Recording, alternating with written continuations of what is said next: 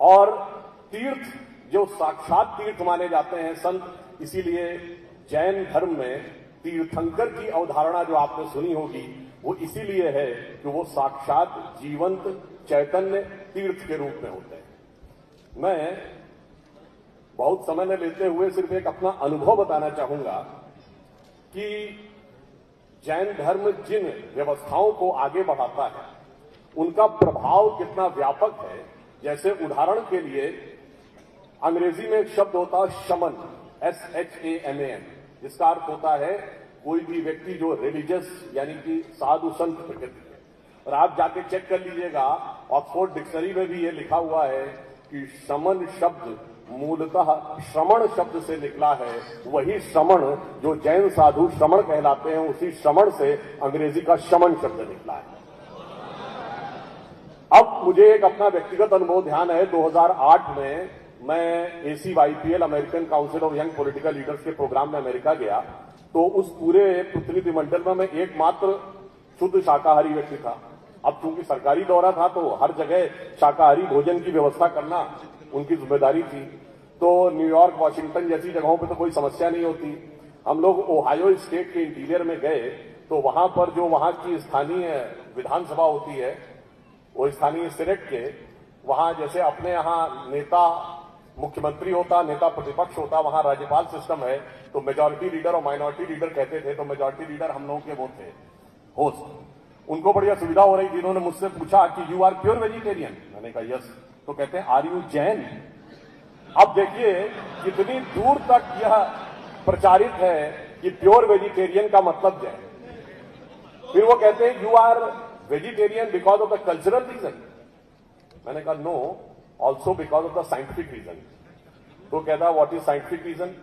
तो मैंने उनसे कहा what is the difference between plant and animal, यानी जंतु और वनस्पति में अंतर क्या है। कोई भी साइंस के विद्यार्थी से पूछेगा तो वो बताएगा अंतर है presence of the nervous system, तंत्रिका तंत्र की उपस्थिति। इसीलिए वनस्पति अपने आप गति नहीं कर सकती है, जंतु अपने आप गति कर सकता है।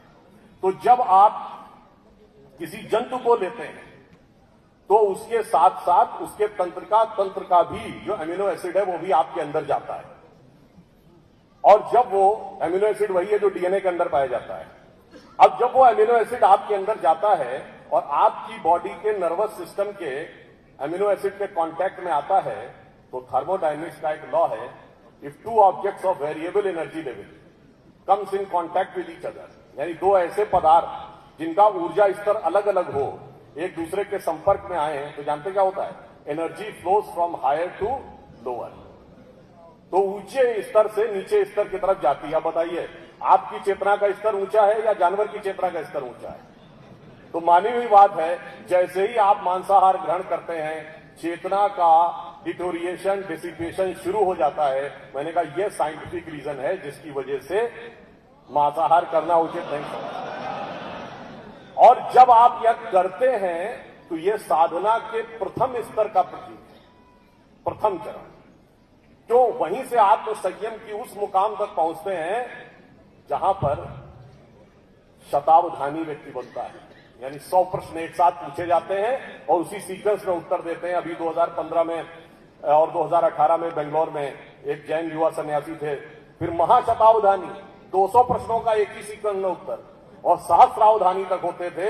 यदि चेतना के उस स्तर तक पहुंचना है तो जैन धर्म ने जो शिक्षाएं दी हैं वो आत्म संयम उसका प्रथम सोपान होता है, तब आप वहां तक पहुंचते हैं। और इसीलिए हमारे यहां ये कहा गया कि जो बाहर की दुनिया को जीत लेता है वो वीर है। बाहर जो संघर्ष करता है, बाहर में बड़े बड़े युद्ध जीतता है, वो तो वीर है। जो अंदर की विजय प्राप्त करे वो ज्यादा बड़ी विजय है। इसीलिए एक बिंदु ये भी कहना चाहूंगा, आपने दुनिया के तमाम देश सुने होंगे, सब जगह क्रांतियां सुनी होंगी। रूस की क्रांति, चीन की क्रांति, ब्रिटेन की क्रांति, अमेरिका की क्रांति, मगर भारत दुनिया का एकमात्र बड़ा देश है जहां क्रांति नहीं सुनी होगी। क्यों? इसलिए यहां लड़ाई बाहर के लिए नहीं, अंदर के लिए होती है। और जब आप अपनी अंदर की चेतना को अधोगामी से ऊर्ध्वगामी करते हैं तो क्या होती है? संक्रांति।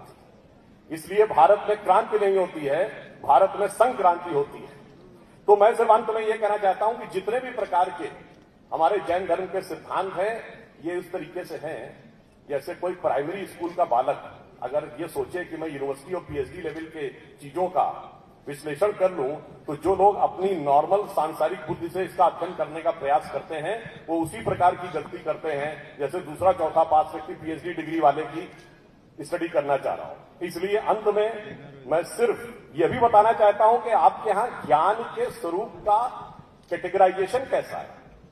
जो नवकार मंत्र है उसमें सबसे पहले क्या कहते हैं, नमो अरिहंतारम, सभी अरिहंतों को नमस्कार।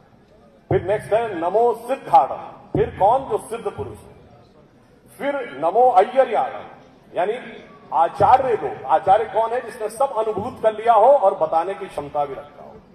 फिर है नमो अवौझाण, अवौझाण मतलब उपाध्याय, इनको सारा ज्ञान हो गया हो। यह अवौझा शब्द जो है इसी से ओझा शब्द और झा शब्द बनाए जो ब्राह्मणों के सरनेम होते हैं।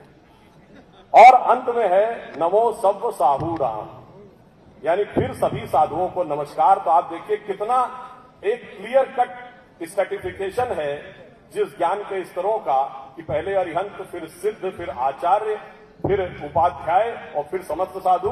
तो अंत में सभी साधुओं को नमन करते हुए अपना निवेदन समाप्त।